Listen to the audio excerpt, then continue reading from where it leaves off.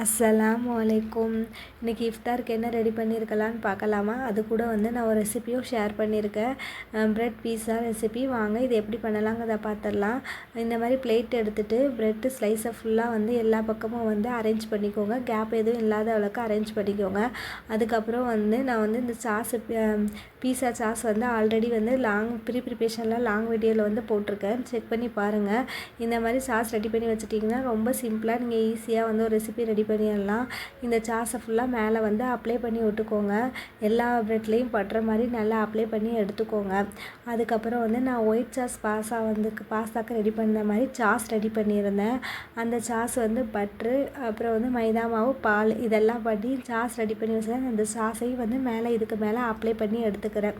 எல்லா பக்கமும் நல்லா ஸ்ப்ரெட் பண்ணி விடுங்க. எல்லா ப்ரெட்லேயும் படுற மாதிரி எல்லா பக்கமும் அப்ளை பண்ணி விட்டுக்கோங்க.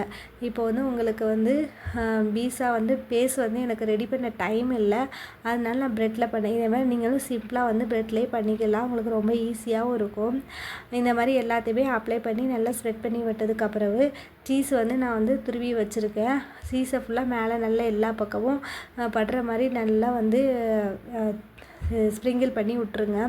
அதுக்கப்புறம் நான் கேப்சிகமும் ஆனியமும் நான் நீல வாக்கில் கட் பண்ணி வச்சுருக்கேன். அதையும் நல்லா மேலே எல்லா பக்கமும் அப்ளை பண்ணி எடுத்துக்கோங்க. அதுக்கப்புறம் நீங்கள் ஆரிகோனா பவுட்ரு மேலே எல்லா பக்கமும் படுற மாதிரி ஸ்ப்ரிங்கிள் பண்ணி விடுங்க. எவ்வளோ உங்களுக்கு சீஸ் வேணுமோ அந்த அளவுக்கு போட்டுக்கோங்க. கடைசியாக நான் பெப்பரிக்காய் பவுட்ரு போட்டிருக்கேன்.